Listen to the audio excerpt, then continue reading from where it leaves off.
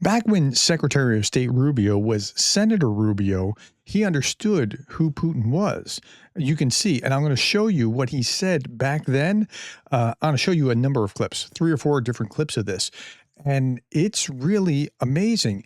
So he predicted Putin's strategy, but he's having a hard time countering it because of who he works for. He works for Trump, and he's trying to fulfill the agenda of the Trump administration, even though I'm pretty sure deep down, Rubio is not a isolationist by nature. He is anti-communism to the core. He's anti-authoritarian, I think.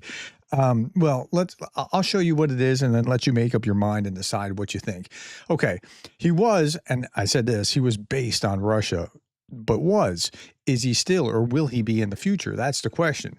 Okay. So he was grilled last week. The person we're negotiating with, Vladimir Putin, is he a war criminal?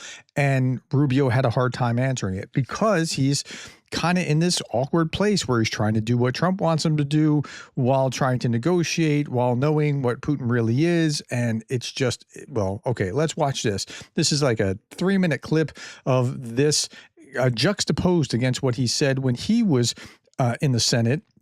And he was asking Rex Tillerson, that's Trump's first Secretary of State, hard questions. Let's just watch this first. Putin, is he a war criminal? Well, I think you can look at instances that have happened there and certainly characterize them as war crimes, but our intent is to end the war. Is he a war criminal? We can't end the war without talking to Mr. Putin. That's pretty simple. Is he a war criminal? Well, that's this man we're negotiating with, Vladimir Putin. Is he a war criminal? That's not tough. But what?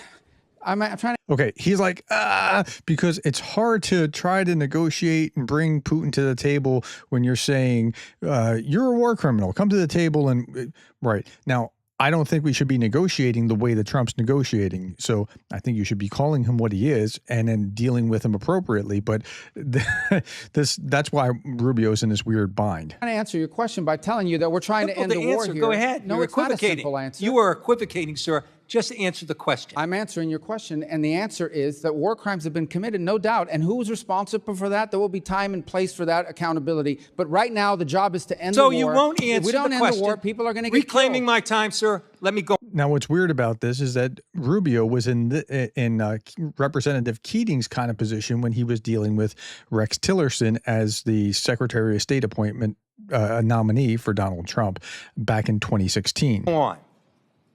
Because I don't understand this. Because you're sitting in front of us now as Secretary of State. It wasn't long ago that you were sitting as a senator with Secretary of State nominee Rex Tillerson at the time in the exact same circumstances, only reversed. Let me ask you this question. Is Vladimir Putin a war criminal? I would not use that term. And you question him about Putin directing attacks against schools, markets, hospitals, playgrounds.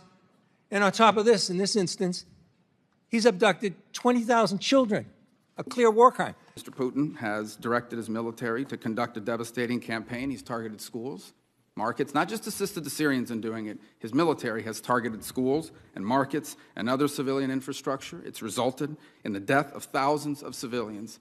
This is not the first time Mr. Putin is involved in campaigns of this kind. So it's not like Marco Rubio is unaware or like doesn't know. He knows, and he's just tied up in knots here. You were very clear then. Vladimir Putin was a war criminal.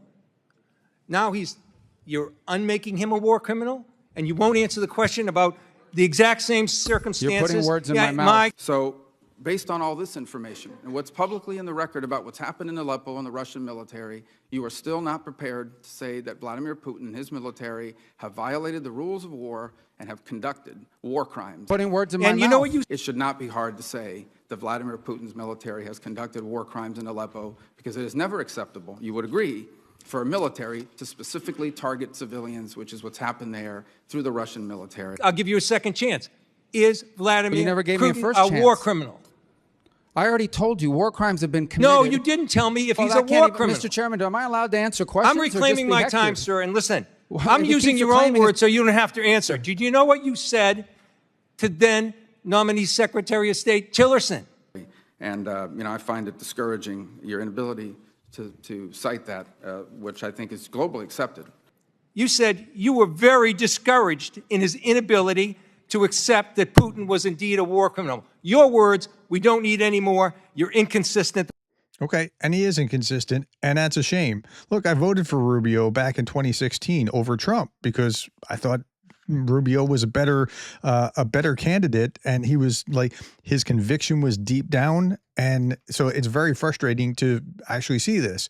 Now, here's candidate Rubio back in 2016 on stage with the governor of Ohio, John Kasich, and the former governor of Florida, Jeb Bush, George W. Bush's brother, and Marco Rubio, and Trump, and so on and so forth. Okay, let's hear what he has to say just for 30 seconds. First is, I've never met Vladimir Putin, but I know enough about him to know he's a gangster.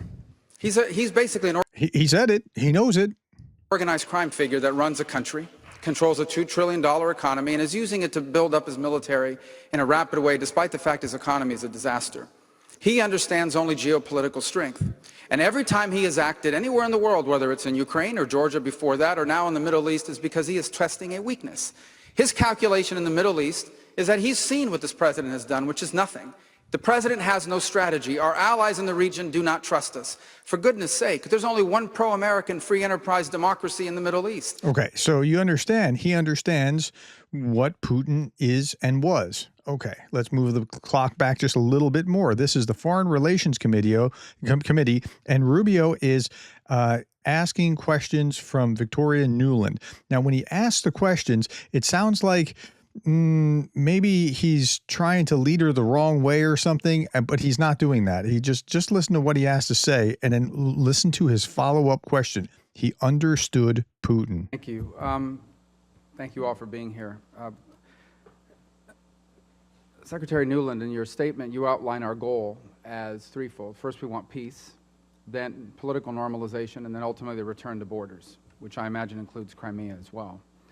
The question that I have is how realistic, and the hope is that Minsk would offer that promise, with peace coming first as the precondition for all these things to be possible. Note the time frame. We're talking about the Minsk arrangements, and this is March 10th of 2015 that this is being aired.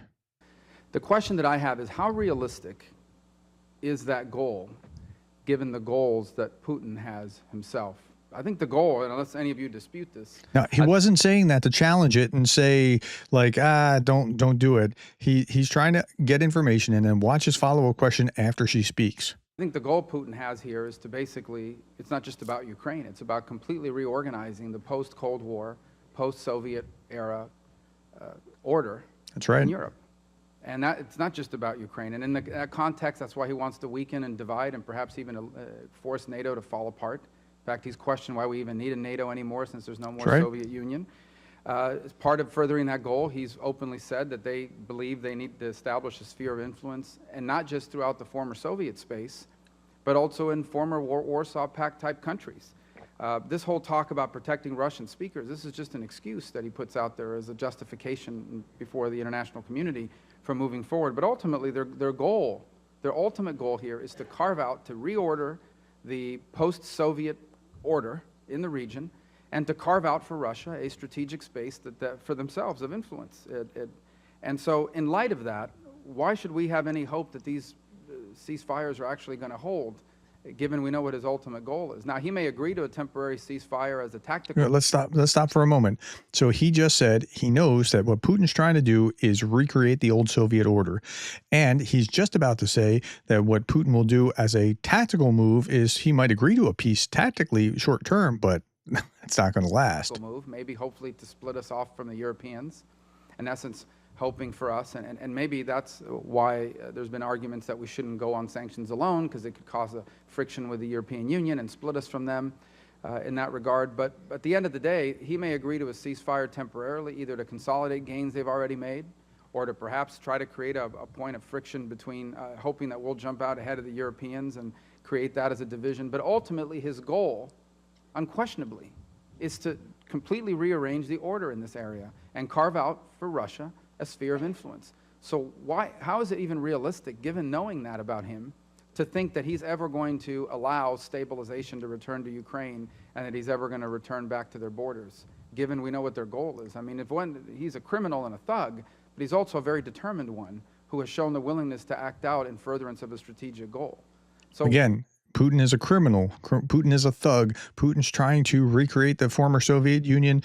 Putin hopes to split us from Europe. He understood it all, right? Putin will go for a temporary peace only to come back again. Why should I feel optimistic that there's any chance of that happening given the goal he has now, unless the cost-benefit analysis changes for him? And that's the key. The cost-benefit analysis needs to change for Putin. Senator, I'm not going to dispute any of your analysis. I'm simply going to say that Minsk is a test for Russia. Russia signed it. The separatists signed it. It's also a choice for Russia. If fully implemented, it would bring back sovereignty and territorial integrity in the East. It doesn't obviously address Crimea. So now we have to test. And as I said at the beginning, the record is already mixed today, and we have to be ready, both for the opportunity for success, but also to impose more costs, significant costs on Russia with our European partners if Minsk is violated, either because the agreement's not implemented or because there's a further land grab or because the separatists are further armed. And that's what we're watching. So in furtherance of that question, if in fact this is a test, what is wrong with now laying out clearly exactly what we're going to do if that test has failed? In essence, if this test fails, we're going to arm the Ukrainians with, by the way. Listen to this. He's saying, why aren't we saying if you violate this, we're going to arm the Ukrainians, we're going to give sanctions, we're going to, just listen. As a sovereign country, Ukraine has a right to defend itself, not just against Russian aggression or separatist aggression, but any aggression. If in fact we're trying to strengthen the writ of that government, part of that is allowing them to provide for their own defense.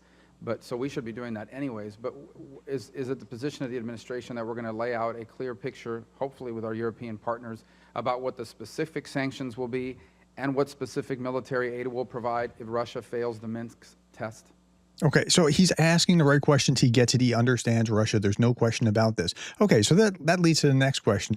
Okay, what is going on in the present if that was Rubio in the past? Well, there's some mixed thinking about this. Some are just saying he's a big sellout. Okay, and that could be. I mean, I don't know. I'm not in his heart. Right? But there's also this. Secretary Rubio pushes the Graham bill for tough sanctions and 500% tariffs on countries buying from Russia. On condition of anonymity, a source close to Rubio said, notice how Rubio brings up the topic of sanctions almost every day. He wants Congress to push Graham's bill because it has a majority in the Senate, cannot be vetoed. Well, that's not exactly true. Whoever's writing this in military news, Ukraine, so the way it works here, it has to get, through the Senate, has to go through the House, and then Trump has to sign it. Okay. That would destroy any attempt to reset relations with Moscow, though. So I said yesterday, or not yesterday, I said a few days ago, I misjudged Trump. Actually, this was quite a few days ago now. I misjudged Trump, and this changes everything. So, yeah, I got him wrong. It looks like he's not going to be the alpha male like he was purporting to be. His ego apparently has an end limit, and that end limit is he wants to keep a relationship with Putin, and he really, really values that. So he doesn't want to do anything to Putin. I think he wants to have the House and Senate or maybe the Europeans or somebody else be the bad guy so he can still be in good graces with Putin. But this is what could happen here. Now, Ben Shapiro is calling for Congress to actually step up. When it comes to Russia, Ukraine, the legislature should step in. And the legislature should say that the United States is committed to, in the absence of any evidence that Putin wants to negotiate, supporting Ukraine sufficient so that Russia doesn't finish off Ukraine. Yeah, I mean, that's right. And then we had the Graham bill with the bone-crushing sanctions, 500% tariff on anybody who takes their oil, right? Okay, so I think that Trump, wanting to keep in good graces with Putin, is happy to say, look, the legislature did this. I mean, I didn't really have. Now, if there's enough in the legislature to override, like you're saying here, that would destroy any attempt to reset relations with Moscow, and it would, like, if that might be Rubio's goal, and Trump might go along with allowing that to happen. Like, they already have 80 some odd senators in the Senate all signed on to this. I think you could get a supermajority in the House that would be able to override Trump, and Trump would weirdly want to be overridden so that this is my theory, my speculation, weirdly want to be overridden so that he can stay in good graces with Putin and say, look, Vladimir, I didn't do it. By the way, how's the missus? Oh, I hope your dacha's nice this time of year, whatever.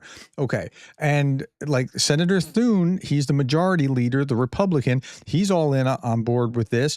And there's enough, I mean, pretty much all the Democrats are on board with this. So that's the Senate. The House may have a little less dynamics, but I think you can get there in the House eventually with enough, seeing that Putin's not going to do anything. So look, all the names on here. And part of this is that the names are on there because it's about putting tariffs on these countries, and half of them are aligned, or not half of them, a good chunk of the Republicans are aligned with the tariffs. Weirdly, I don't understand that. But a good chunk of them are aligned with anti-Putin. And so those two, they say politics make strange bedfellows. Yeah, it really does.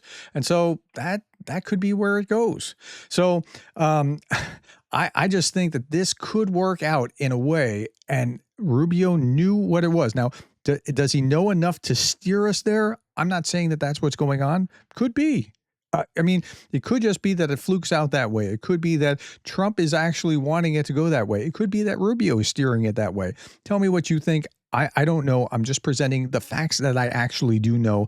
And this is who Rubio was back when he was a senator, as opposed to how he's talking now as a Secretary of State. Okay, tell me what you think about this. Put it in the comments below. Thank you for the time, the likes, the shares, and the subscribes. And thank you for being the kind of person that cares about Ukraine.